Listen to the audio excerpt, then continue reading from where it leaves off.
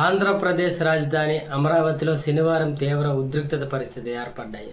పెనుమాక పర్యటనకు బయలుదేరి వెళ్లిన వైసీపీ, సిఆర్డీఏ పరిరక్షణ కమిటీ, వైఎస్ఆర్సీపీ, కాంగ్రెస్ పార్టీ నేతలను తాడేపల్లిలో ఉండవెల్లి వద్ద అమరావతి రైతులు, మహిళలు అడ్డుకున్నారు. ఈ క్రమంలోనే వైసీపీ నేతలకు అమరావతి రైతుల మధ్య వాగ్వాదం, తోపులాట జరిగింది. ఈ వాగ్వాదం, తోపులాట మరింత శృతిమించి వైసీపీ నేతలు అప్పిరెడ్డి కారుపై రాళ్లు, కర్రలతో దాడి చేసే వరకు వెళ్లింది. ఈ ఘటనలో ఒక కానిస్టేబుల్ గాయపడినట్లు తెలిసింది. పరిస్థితిని చక్కదిద్దేందుకు భారీగా పోలీసులు మోహరించారు. ఈ ఘటనతో అమరావతిలో ఉద్రిక్తత వాతావరణం ఏర్పడింది. అదేవిధంగా వైసీపీ నేతలను అడ్డుకున్న అమరావతి రైతులు గో బ్యాక్ అంటూ పెద్ద ఎత్తున నినాదాలు చేశారు. ఈ ప్రాంతంలో రైతుల మధ్య విభేదాలు సృష్టించేందుకు వైసీపీ ప్రయత్నిస్తుందని ఆరోపించారు. అయితే ఇదిలా ఉంటే అమరావతిలో జరుగుతున్న అకృత్యాలు బయటికి రాకూడదనే సీఎం చంద్రబాబు, ఆయన తనయుడు నారా లోకేష్ పథకం ప్రకారం తమపై దాడులు చేయించారని, తమను హత్య చేసేందుకు ప్రయత్నించారని మాజీ మంత్రి పేర్ని నాని ఆరోపించారు. తమపై దాడి చేసిన వారి మీద